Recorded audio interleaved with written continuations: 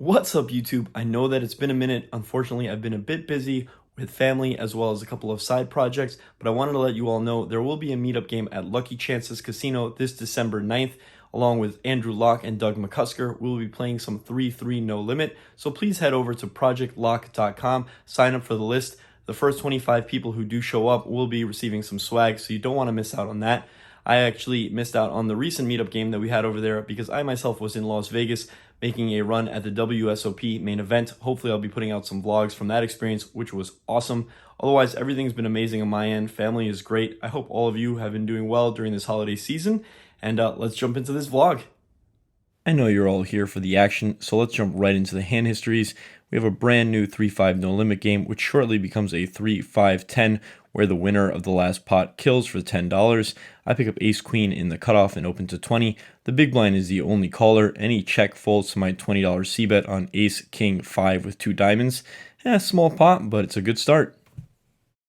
Now, a few hands later, we're still playing just 3-5 no limit when Under the Gun opens to $20. He gets 3 callers, and I look down at queen 10 of hearts in the big blind. Obviously, this is a spot that I can be squeezing, but given how active I've been lately, I feel like I've just gotten no respect, so I decided to take the lower variance route and just call. We end up going 5 ways to a flop, which comes 10-6-3 rainbow with no hearts. Once the small blind checks here, my default play is to check and remain in game flow, but in this exact situation, I decide to exploitively lead for $50 into the $100 pot. My decision here was based on the fact that I didn't think that any of these particular opponents was going to exploit me. Obviously, once I lead this flop, I think my hand looks a lot like a 10, and someone can generally attack this, but I don't think that any of these opponents are going to be doing that. My thought process at the time was that I wanted to bet my top pair for value, as I think that oftentimes this is going to check through, and unfortunately the turn card is almost always going to be a scare card, as anything under a 10 completes a straight draw, and anything over a 10 is obviously going to be bad for my hand unless it's specifically a queen or a 10. Shortly after I bet, the pre-flop raiser grabs $50 and I can immediately tell he has a strong hand. He then adds another 100 and makes it 150. It now folds back to me, and I think I have a pretty clear fold in this situation. I did say that this is a perfect spot to attack, as my hand is almost always just one pair, but I'm confident in my ability to discern when opponents are making plays or just have it. I end up folding, and later on felt very good about it, given the way he played a number of other situations where he just had strong value hands. You'll often hear pros say that betting to see where you're at is a terrible play, but in this situation I bet for value and got information on my opponent's hand strength based on a number of factors specific to who they are and how they were playing. Sometimes you'll be betting for value in equity denial, and we'll get new information that tells you your hand isn't best. In this next hand, we are now officially playing 3-5-10, and I open to $35 with ace-jack offsuit under the gun of the $10 kill, 6-handed. A loose rec player flats on the button, and another loose rec player calls from the big blind. They are both extremely wide here. The flop comes king 10-8 with 2 diamonds. The big blind checks, and although this is a good board for my range and I want to start barreling, these two guys are about as sticky as my son when he gets his hands on some lollipops. I check, and now the other guy on the button bets $50 fairly quickly. The big blind now calls, and they both seem weak. My intuition says to pounce and raise, but this is a board that should hit them well enough to continue when I have ace high with no diamonds, and more importantly, I really need to stop being so spewy. So often, I'll see a spot where I sense weakness and try to get people to fold, but the truth of the matter is, at these limits, players are there to gamble, and they just don't want to let go of their hands. Specifically, here the big blind only has about $300, so he may decide to go with whatever pair or draw he has. The poker gods grab the jaws of life and pry this ace high out of my hand. I think it can be easy at this point to tune out and stop paying attention to a hand once you fold, but this is honestly where all your value and information comes from. The turn is a 7, and the big blind once again checks. With the action back on the button, he bets rather quickly, this time to the tune of $105. After a bit of a tank, the big blind makes the call. The river is the 6 of diamonds, completing the front door flush draw. The big blind checks, and the button now decides to tank. After a bit of thought, he decides to bet $105. As you can see, the big blind only has about $160. He calls fairly quickly, and the button says, "Good call, just one pair." The big blind shows queen 9 offsuit for a flopped gut shot that turned open-ended and made a straight when the flush got there. So yeah, they were both weak, but honestly, I'm really not sure a check raise even works in this spot as played. I've put in enough hours with both of these guys to know they hate folding any piece or draw. Still short-handed, I open to $35 with pocket 8s, and the same action recreational player who barreled off the previous hand flats, as does the player in the $10 kill to my immediate right. The flop is Queen 8-5 Rainbow, and with Christmas being only a month away, I have myself a set of snowmen. The kill checks, I decide to check, having the board smash with no flush draw. It's probably best to just bet here, as my standard line would be to c-bet, but I was hoping the action recreational player might once again get wild. Unfortunately, he doesn't take the bait and checks it back. The turn is an ace, completing the full rainbow. The straddle player once again checks, and it's time to start building a pot. I bet $45 and both call. In hindsight, I think I like sizing up a bit more, as I expect they'll either have an ace and call or likely just fold to any sizing. The river is a jack, completing a couple of gut shots.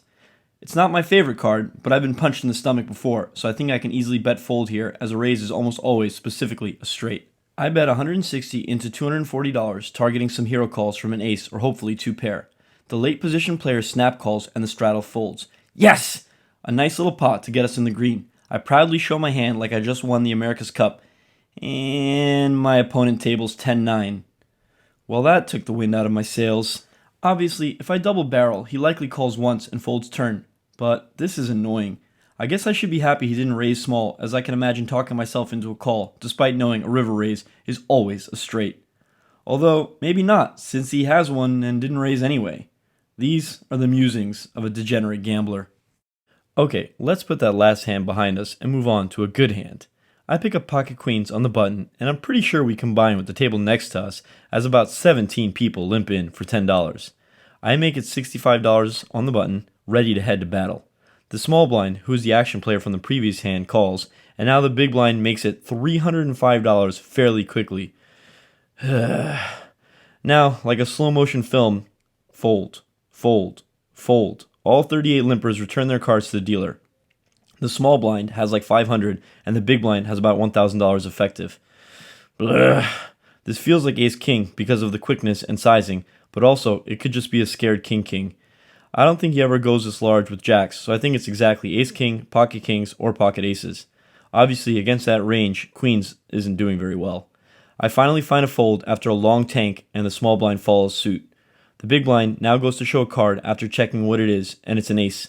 The way he did it, it was like he had to find the ace, so I'd say it's very likely that he had exactly ace-king. Between these last three hands, I'm feeling quite torn as I find myself zigging when I should be zagging. Okay, let's focus. A bit impatient, I open 9-8 of spades to $40 under the gun, and only the big blind, who is new to the table, calls.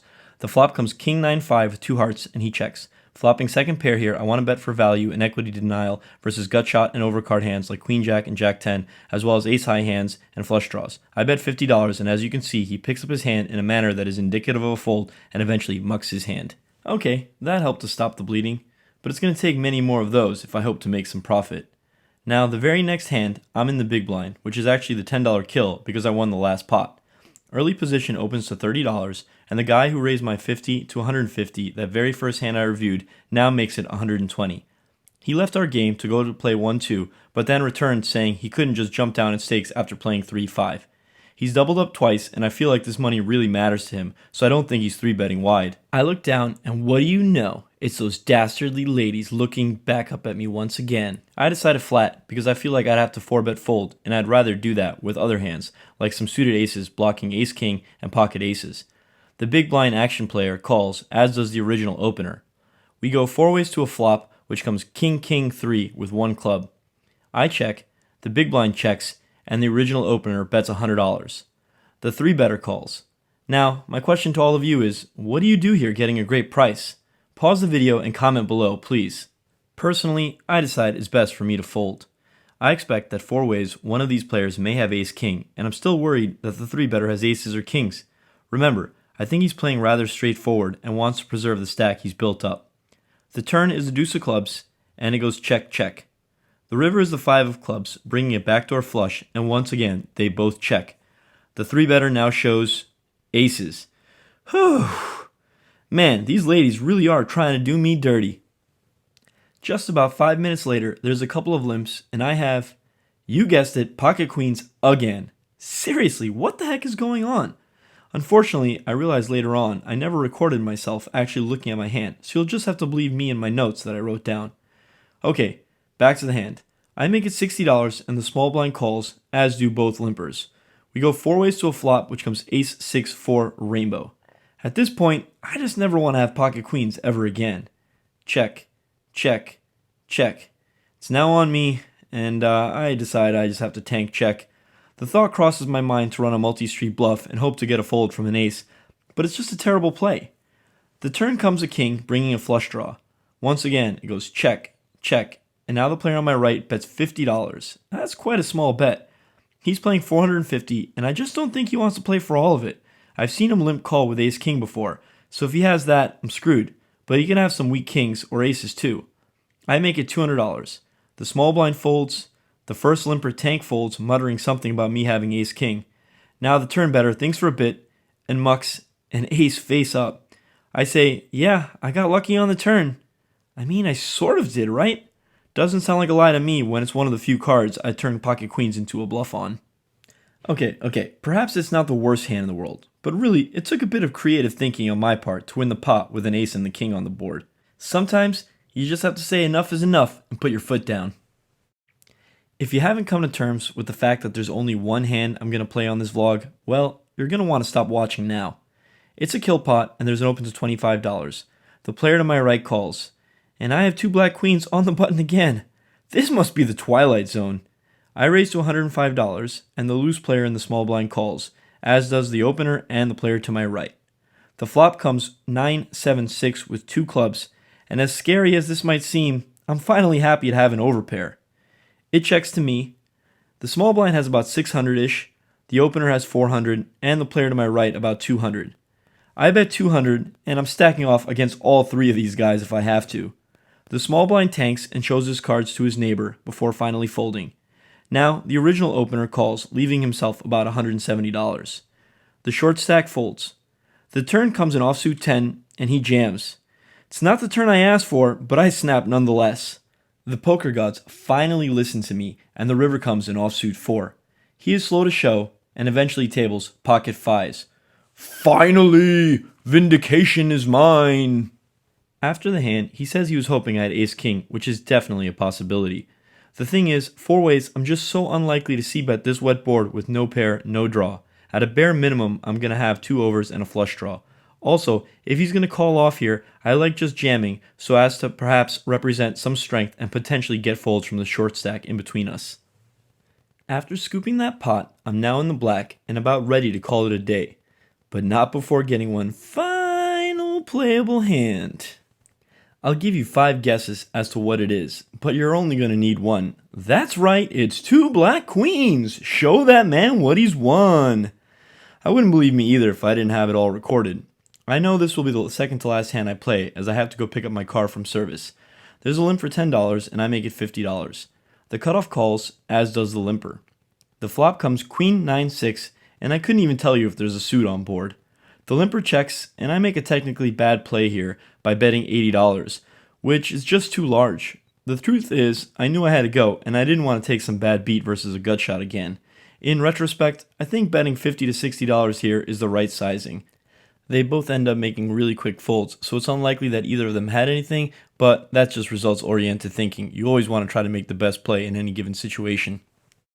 My final hand of the session, I'm the kill under the gun with 10-6 suited and completely whiff on a limped ace-jack 3 flop. It's time to pack it in and call it a day. First session in quite some time, and we finally booked a W, which is quite impressive given the fact that we were getting work done on the Subaru, which, like I mentioned previously, never happens. We always book a big fat L when we get work done on the car. Unfortunately, I was told that I need to get the brakes replaced, which is going to cost a lot of money, so it's kind of an L one way or the other, no matter how you look at it. Anyway, booked a win of $316, and happy to kind of get back into it. It's been a while since I played some cash games at Lucky Chances. As I've mentioned, please make sure that you come and check out our meetup game December 9th with Doug McCusker, Andrew Locke, and myself. We're going to have a ton of fun, I can promise you that. And like I said, if you get there early, there'll be some swag giveaways. Hope to see you there.